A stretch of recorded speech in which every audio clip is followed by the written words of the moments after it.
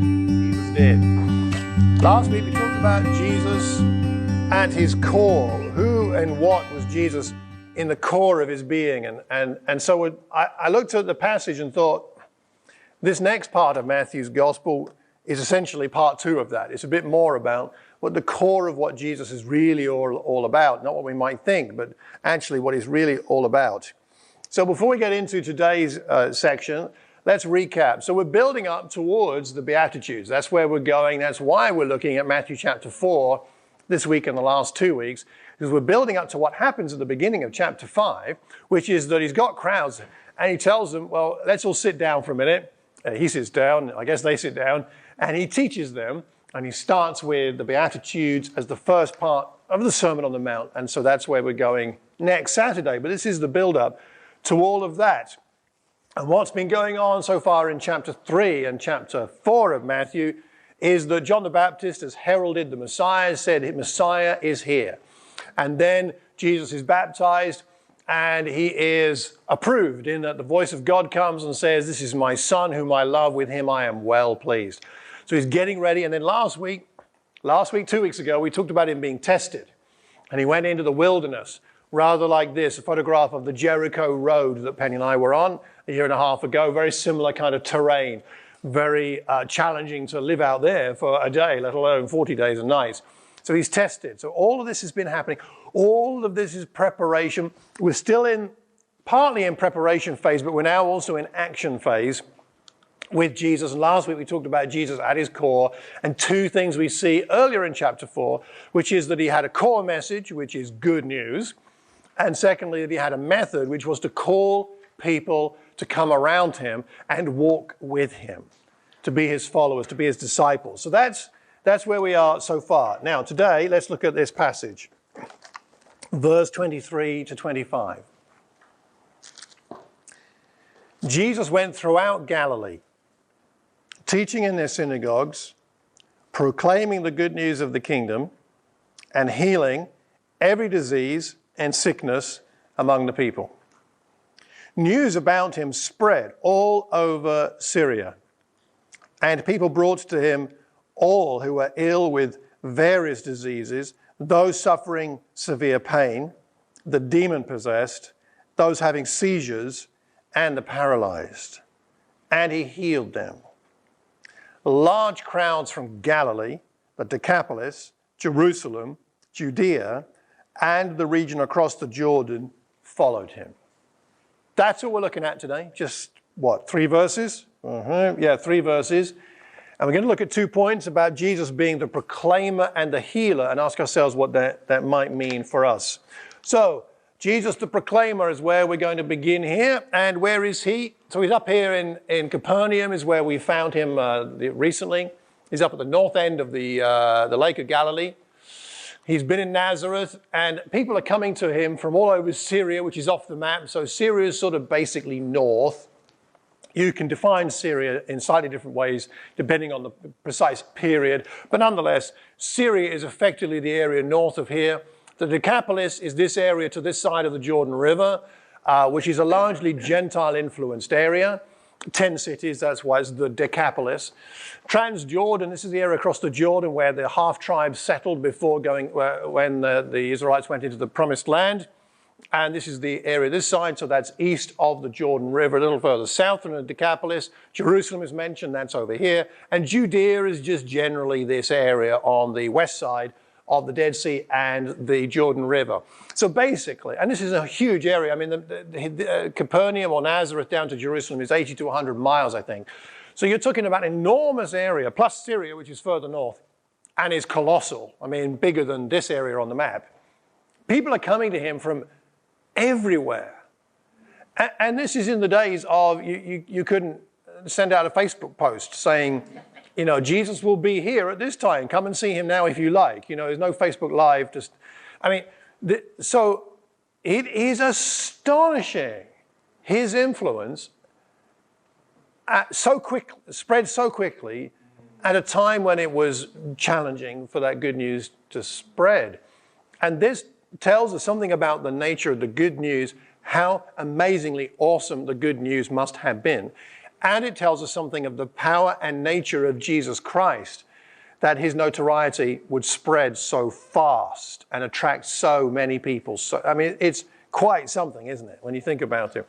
And this is important for us to remember on lots of levels. But one thing I want to say to myself and to all of us that believe in Jesus is that we must not ever take him for granted. He's not like anybody else. He's not like any other person in human history. He's astonishing. And we follow him as disciples, not just because it's the right thing to do, but because he is amazing. Who else would I rather follow? I mean, there's nobody like him. So that's part of what we're dealing with today. What does he do in this passage? First of all, he is teaching in the synagogues. I showed this picture last week, the synagogue in Capernaum, where he was based, where Penny and I visited a year or so ago. So that's exactly where he was. He was teaching in that synagogue. So it says he was teaching in the synagogues. So he was moving around from synagogue to synagogue to synagogue, taking the opportunity to teach.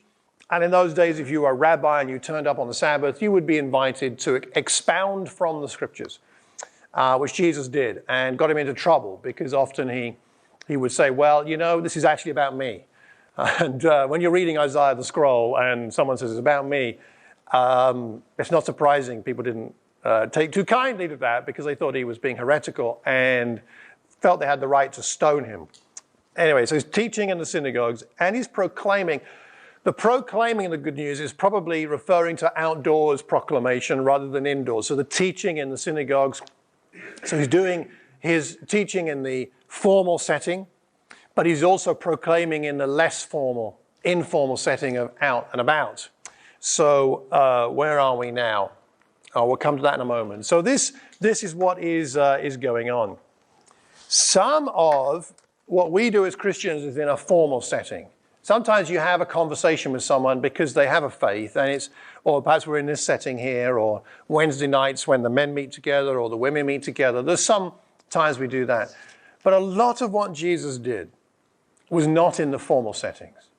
It was as he walked, as he bumped into people, as people came to him, he had an answer to their questions, or more often, he had a question to ask them about their question and engage them in discussion and debate. And it tells us something about what normal Christianity is meant to be like, that it's about us noticing things, noticing people, engaging with people, taking opportunities.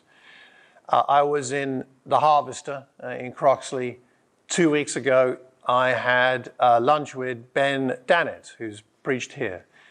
And he came up from Hampshire, I think, somewhere, and to spend 3 hours with me. We had a lovely time over a long lunch.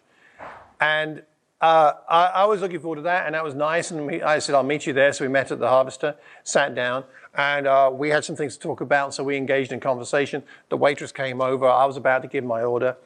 And Ben says, hi, how are you? And the waitress was, I'm well, thank you very much. And so have you worked here long? And he starts engaging in a conversation with the waitress. And then she takes our order. She goes away. We're carrying on our conversation. She comes back. Ben interrupts our conversation, says to her, so where are you from? You've got an interesting accent. She says, well, I'm Croatian. Oh, that's interesting. I've never been to Croatia. What's it like? And so a bit more conversation. She goes away, comes back for something else, to refill a cup or something, I don't know. A bit more of a conversation. And he says, it's my friend Malcolm. He's a minister in a local church here, and we're just having some good discussions about the Bible. And she says, oh, that's interesting. People don't have much faith today. And so Ben says, well, that's right. It's a sad thing. People don't really know the Bible. And she says, yeah, the youth of today, she's a little older, the youth of today need to know more about God and the Bible. And so now we're beginning to have a spiritual conversation. And who knows where that will go. But isn't it a wonderful thing? All it began with was Ben saying hello rather than blanking her just because she's the waitress. It was a good lesson for me because I can get into that. I'm here to spend time with Ben. Jesus wasn't like that, was he? At least most of the time, he was welcoming of interruptions. In fact, he interrupted people, they interrupted him, and it all worked. And therefore, the good news spread. See, the good news won't spread unless we're interruptible. And the good news won't spread unless when we notice the opportunities God gives us to spread the good news. And it doesn't mean that first conversation or the first few words are necessarily about God or the Bible or faith. But we begin somewhere to make the connection, and then that can come in. And I think for myself about this, and I wonder for us, how often do we notice those opportunities and take them? Someone's sitting next to us, someone's in a restaurant, someone's passing by, on the bus, on the bus, on the tube, wherever. And I would like to encourage us, if we want to imitate Jesus, to think about, just in the next week, pray about it than think about it. I think, pray to notice when God has given you an opportunity. It's not about so much manufacturing them. That's okay, but it's not really about that. I think it's just about having that attitude. I want to have more of that attitude, so you can pray for me. But I think that's one of the things we see here is that Jesus is teaching, proclaiming, he's just getting on with it, and he's healing. I like what N.T. Wright says about this section here. God's kingdom, God's sovereign saving rule was at last being unleashed upon Israel and the world through him, through Jesus. How could this not bring healing in its wake? When the good news of God comes into the world, then it makes a huge difference, bringing healing. And the healings are in themselves a proclamation, as well as his teaching and preaching, you could say. And Jesus demonstrates power over every conceivable obstacle, spiritual, mental, and physical. And this authenticates his message. Isaiah has many well-known prophecies about the Messiah, and this was one that in Jesus' day was understood to be about the Messiah, that when Messiah came, that this is what he would be doing. The eyes of the blind will be opened, the ears of the deaf unstopped, the lame will leap like a deer, the mute tongue shout for joy. Water will gush in the wilderness, streams in the desert. They were looking forward to a time when the power of God would heal. And this is what we see here. This is what we see. Indeed, as we look at what happens with Jesus and around Jesus here, perhaps this phrase I like about this.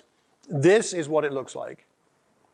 This is what it looks like when Jesus takes over the world, or when Jesus takes over your world.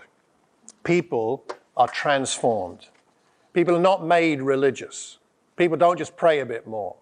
People don't just clean up their lives, don't get a higher moral standard to live by. People's lives are transformed. That's what happens. So we talked about Jesus in his proclaiming. Let's talk about Jesus the healer here. So his teaching and preaching and healing locally leads to a massive expansion of people coming from all the places we talked about earlier. And isn't it interesting? I love this, that good news brings people. Today, bad news brings attention in the media. I was listening to a journalist talk the other day about how every morning on the paper he used to work on, they'd meet at 7:30 in the morning with the editor, all the different journalists. And they meet in the room, and the editor always had the same phrase every single morning. They'd meet, he'd come in, and he'd say, "How can we scare people today? What stories have you got that will scare people?" Because scare stories sell. But here we see good news. Good news is bringing people, the crowds, from all over the place, which is a much better thing, in my opinion. News spreads. He was moving to the people, now the people are moving towards him. And it looks like, because of the areas mentioned like Syria and Decapolis, it looks like it's not only Jewish people, it's Gentiles coming. So he's drawing all kinds of people to him right now. It's Arabs, I guess in the way that we would think of Arabs today, yes. Probably not in the way that, not sure that term was in use at that time. Arabia, I don't know. But people that I think we would now think of as Arabs would have been coming, I think, yes. Yes. So all around that Middle Eastern area. A big area. And so these people come. So here's a question for discussion. We're going to break into some groups for discussion for a bit here. What I would like to ask you is, as all these people are coming to Jesus, in what way do we bring healing to people today? All right. So I'm not going to deal with today in this lesson, the miraculous powers that Jesus had and whether they're available to us. Maybe, maybe not. But I think that we've got to extend it to more than just, if you like, the miraculous healing, because in the New Testament, not all the followers of Jesus had that power and ability anyway. So it can't just be that we're meant to have those powers, though maybe we are in some way. But there are other kinds of healing, not only just miraculous healings. There's other kinds. So I'd like us to think a bit about this today. As God gives us opportunity to get to know people, what kind of healing are we able to bring? And in what way can we do that? So it's about the opportunities and it's about the methods for healing that we might have available to us to help people today. So can we discuss that in small groups? Just turn around and talk to a couple of people. And then I'll come back in, let's say 4 minutes. Who's got an idea or a thought? Sagi? One of the things that came out from the book was basically by sharing our lives, by being vulnerable. Right. Because true practice of Christianity is like a slight difference. The difference between that and just being religious is being open and vulnerable. And that is more likely going to make people also open up. And that's when the real relationships can start. That's where the healing can come in. Vulnerability, personal vulnerability. Yeah, the difference between religiousness and true discipleship, difference between hypocritical kind of religion and true discipleship. Yeah. And blessed, I think I always think of that, I think of blessed are the meek in the Beatitudes, because it's not about weakness, but it's about a kind of an honesty. I think some kind of humble honesty connected with being meek.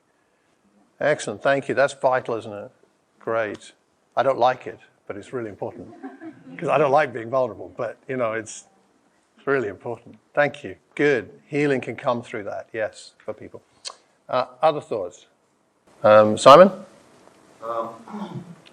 Showing some sincerity and loving people and helping ourselves to be loved as well, and listening, is very important. Listening. It's a really good point. Can I just key off that point? No, key off that point, or generally to ask the group here, why is listening so important as part of healing? What's the, It's good to get something off your chest. Okay, it's healthy to get something off your chest. To talk about stuff. Yeah. Even if it's sad or depressing. Yeah. It helps to actually get it out there. Yeah, it makes a big difference. Yeah, Chantal. Because I think for myself and everyone, as human beings, we want to feel like we're heard and our voices are valued and shared. Yes. And so when you're talking to someone and you feel like the connection being made with, they understand what you're saying and they empathize without saying anything, it's very special. It's a sign of love, isn't it? Yeah, Leon. Listening is actually quite rare. It's rare.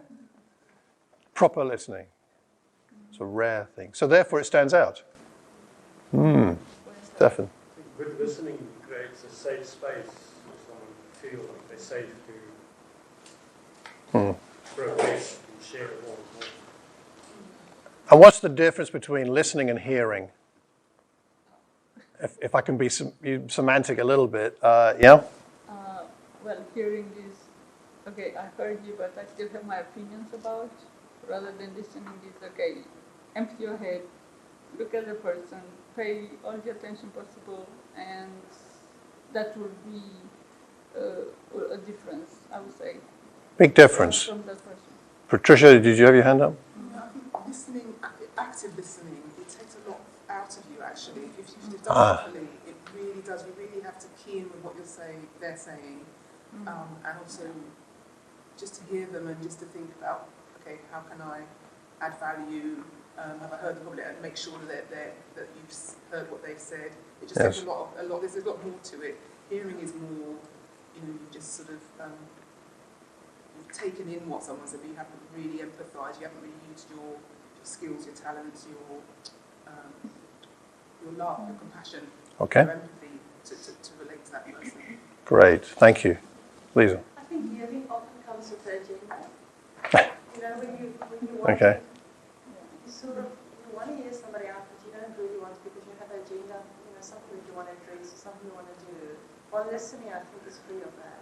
Listening is really putting yourself in that moment, in that person's shoes and place, and really trying to understand where they're coming from, really listening. Super. Matthew 7:12, I think, in the Sermon on the Mount, do to others as you'd have them do to you. So we know what it feels like to be truly listened to. When that happens, even if it's rare, we know how that feels. So to do that for others, to do that, is a powerful expression of love, isn't it? And can bring or help to bring healing. Excellent. Okay, moving on from the listening. Thank you for the listening point. Anything else that we think we have opportunities to help people be healed or ways to help people to be healed? Any other thoughts? Stefan. So praying is a way to bring healing. Yes. Prayer of a righteous man is powerful and effective, right? It could be physical healing even. Yeah, absolutely. Emotional, spiritual, relational. And the other thing we talked about is we can bring healing to people by healing relationships. Healing relationships, okay. By helping people, by facilitating. I'm just thinking over my life as a disciple and even for myself, the number of relationships we've helped couples, married couples to reconcile and grow relationships. Our own marriage relationship was healed by becoming Christians. Right. Parents with children and brothers and sisters and friends sometimes. I think so often when someone goes through a spiritual journey and becomes a Christian, there's a lot of relational healing in that process. I mean, relationships make, of all the things in our lives, I don't know, maybe there's a top list of 2 or 3 things, but challenges with the relationships cause maybe as much pain and as anything in life. I was talking to a friend recently who was expressing about his own family, that it was very dysfunctional. Like, I've got a very dysfunctional family. I said, I don't think I've yet come across a family that isn't dysfunctional in some way or other, right? I mean, every family's got its challenges. And I know what he was trying to express about some issues, but I just thought, actually, we're all there. Every family needs some healing in that way. That's blessed are the peacemakers from the Beatitudes. Blessed are the peacemakers, for they should be called children of God. Super. That's powerful. Relationships. Anything else? Healing of other kinds and other ways?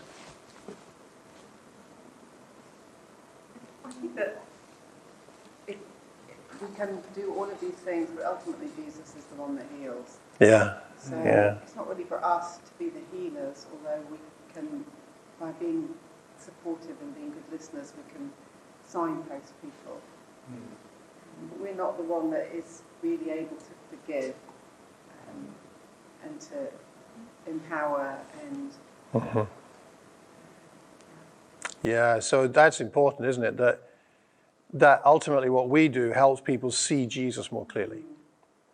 So we are the salt of the earth, we are the light of the world, we are a city on a hill, but it shines for Jesus. So ultimately helping people to see the reason I could maybe offer you this or support you with this is because of what Jesus has done for me, in me, things that he has healed in me, enabled me to help you, but it's Jesus is who you need.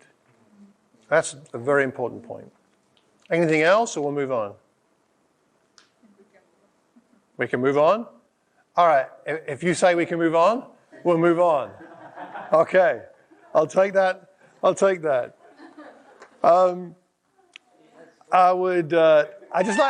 like to give you just one illustration of perhaps how we might think about our opportunities to help people to be healed, which is to look for a niche of your own experience or skills to see if that can be a channel.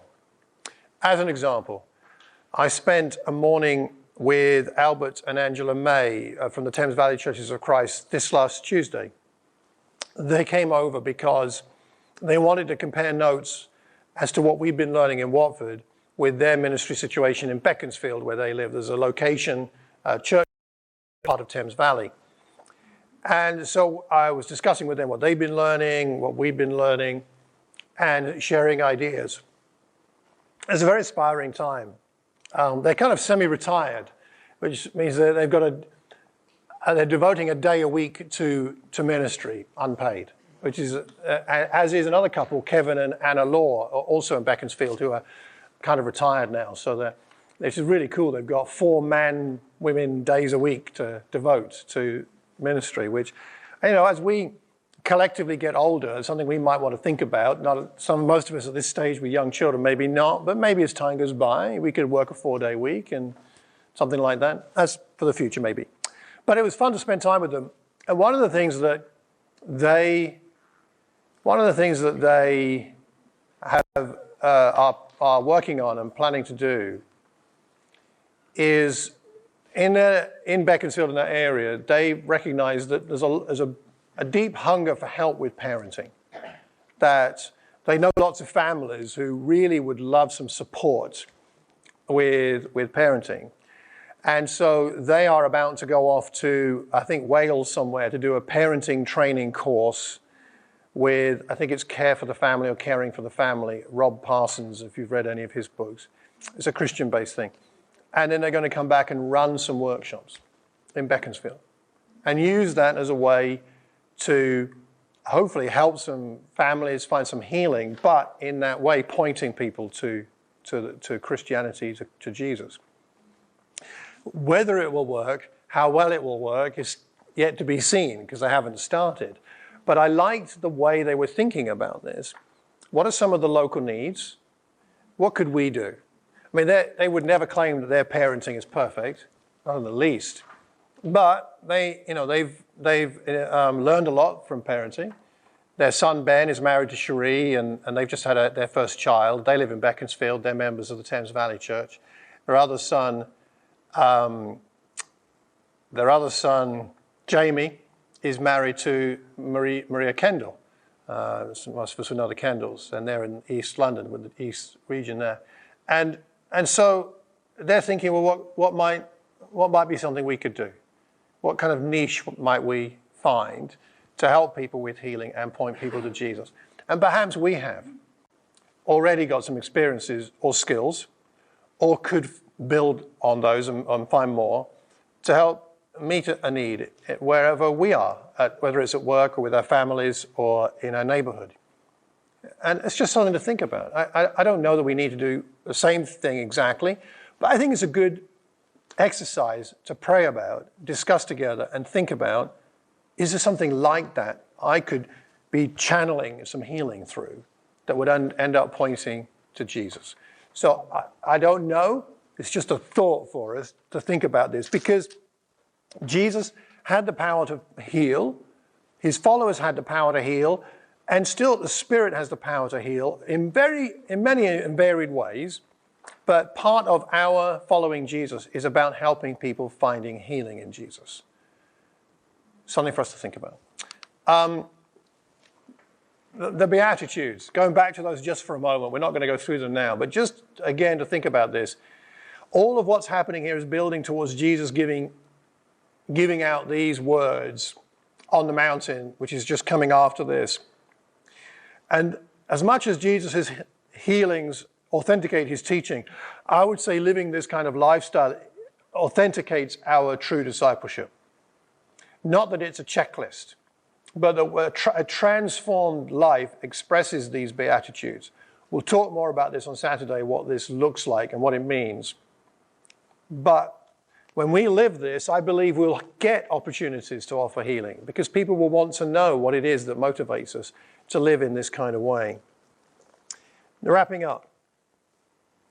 One writer I read who's writing about the passage we're looking at today said this, that what Jesus was doing was he was preaching which engaged the will and disturbed the status quo. He was teaching, he was calling, engaging the life and disturbing priorities.